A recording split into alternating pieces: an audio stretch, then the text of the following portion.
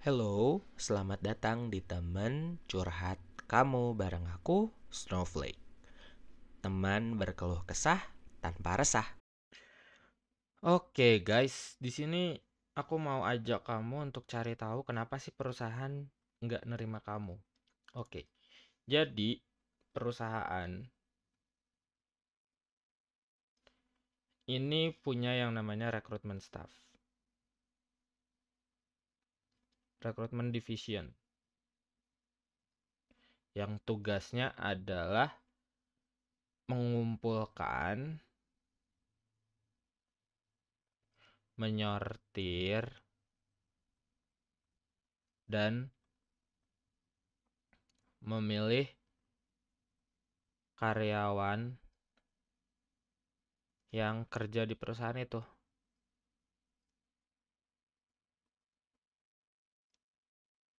Oke, jadi tugasnya ada di sini, rekrutmen division atau bagian rekrutmen.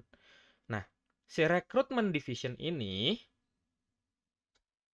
secara struktural organisasi dia nanti fokusnya ke jadi kayak pintu gitu loh. Pintu gerbang. Kalau diibaratin perusahaan adalah rumah, maka rekrutmen adalah pintu gerbangnya. Jadi nanti orang-orang yang mau masuk ke pintu gerbang ini dikumpulin, disortir, dan pilih gitu. Oke, sampai sini ngerti ya? Nah, untuk bisa lewatin pintu gerbang,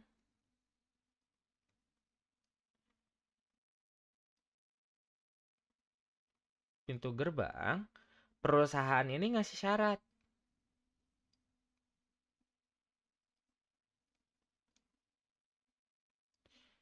Yang tiap perusahaan itu syaratnya beda-beda nih gitu. Beda-beda sesuai kebutuhan. Oke. Nah, setelah lewatin pintu gerbang, perusahaan ngasih syarat yang beda-beda nih nanti sesuai kebutuhan si perusahaan itu sendiri. Jadi, kalau misalnya kita lihat lagi nih, posisi kamu itu as orang yang mau lewatin gerbang. Nah, di dalam rumahnya gitu ya. Ini dari luar nih. Kita dari luar ke dalam. Wait, kita dari luar ke dalam. Nah, kamu orang luar nih adalah orang yang mau lewatin gerbang. Di gerbang ada yang jagain, yang mastiin kamu boleh masuk atau enggak, atau yang nyortir kamu boleh masuk atau enggak. Itu adalah rekrutmen division.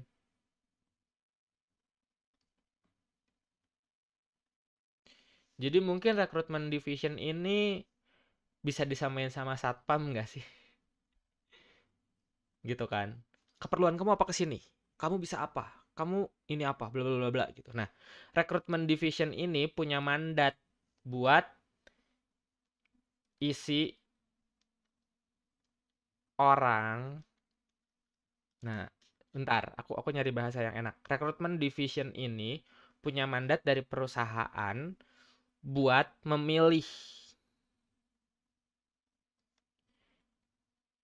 orang yang ikut ngebangun rumah gitu. Dan perusahaannya adalah si rumah itu. Oke, kebayang nggak sampai sini? Jadi, kamu adalah orang yang mau lewatin gerbangnya dan rekrutmen division ini satpam. Satpam buat memilih orang yang apa ya bisa dibilangnya satpam or mandor bisa dibilang mungkin ya. Orang memilih orang yang ikut ngebangun rumah dan perusahaan itu ibaratnya adalah rumah yang lagi dibangun. Oke. Jadi untuk bisa lewatin pintu gerbang, perusahaan kasih syarat.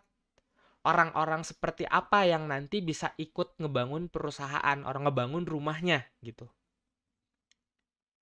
Yang nanti beda-beda sesuai kebutuhan.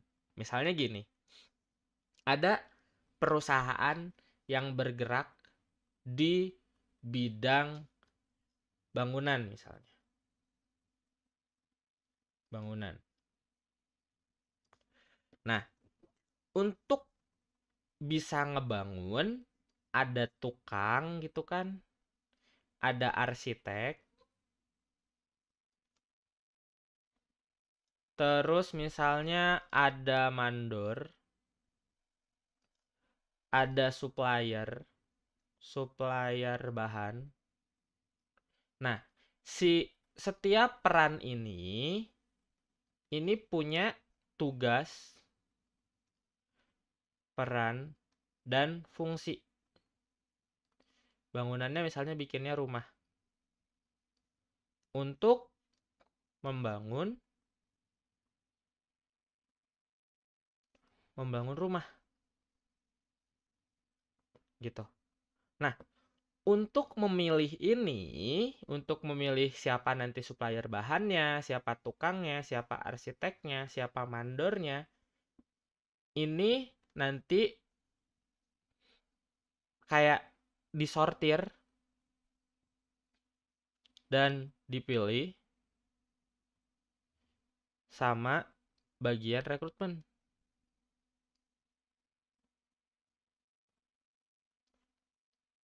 Oke, jadi tugas bagian rekrutmen adalah menyortir supplier bahan yang mana nih yang cocok. Tukang yang kayak apa nih yang dibutuhin. Arsitek kayak apa nih yang dibutuhin. Mandor apa nih yang dibutuhin. Sama si orang yang mau ngebangun.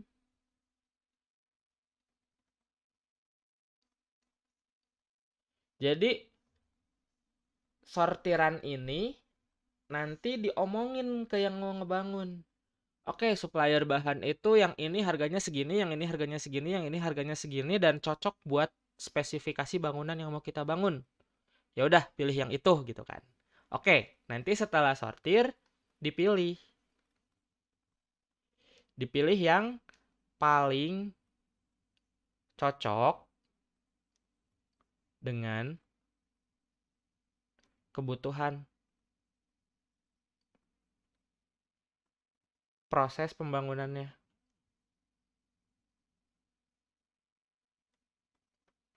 Gitu. Jadi nanti si divisi rekrutmen ini bakal ngecek nih. Misalnya ada orang yang mau jadi pembelinya atau purchasingnya gitu kan. Untuk ngebeli bahan ke sini nanti harganya berapa dan segala macam dengan pengalaman dan segala macam apakah cocok atau enggak kerja. Nah, yang paling cocok biasanya dipilih. Gitu. Yang enggak cocok biasanya nggak dipilih.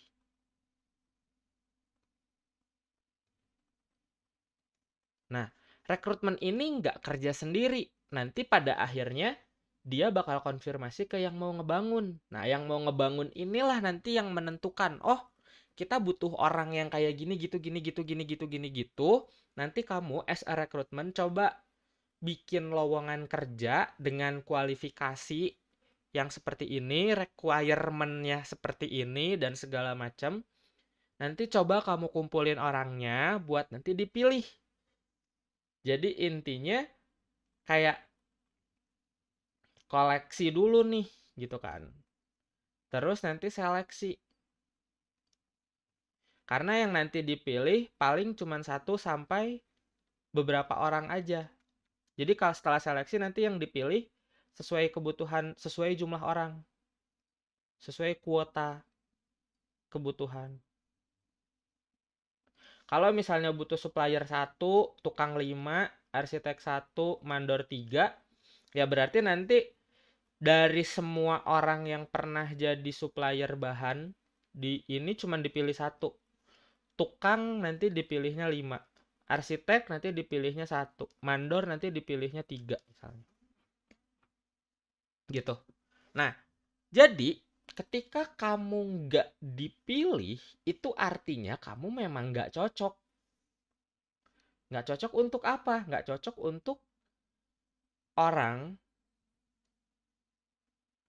yang ngebangun rumah itu,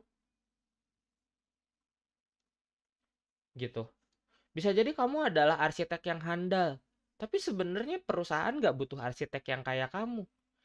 Misalnya karena mau ngebangun rumah, tapi kamu biasanya ngebangunnya apartemen. Nah, perusahaan butuhnya arsitek yang siang orang mau ngebangun ini butuhnya arsitek yang biasa ngebangun rumah, bukan ngebangun apartemen, gitu. Kalau misalnya si yang mau ngebangun ini mau bikin gedung pencakar langit, maka kalau kamu pernah kerja di apartemen, kemungkinan besar kamu bisa dipilih. Karena pada dasarnya struktur bangunan apartemen mirip, sedikit banyaknya mirip sama bangunan untuk gedung pencakar langit. Gitu. Kebayang nggak sampai sini? Jadi kenapa kamu nggak dipilih? Karena memang nggak cocok aja sama perusahaan itu. Jadi mereka nggak milih kamu. Nggak ada personal reason apapun. Gitu. Oke? Coba apa yang kamu pelajari tulisin di komen. Kita ngobrol lebih banyak di sana. Thank you guys for watching. Dan langsung aja subscribe, terus nyalain notifikasinya biar kamu nggak ketinggalan update video selanjutnya.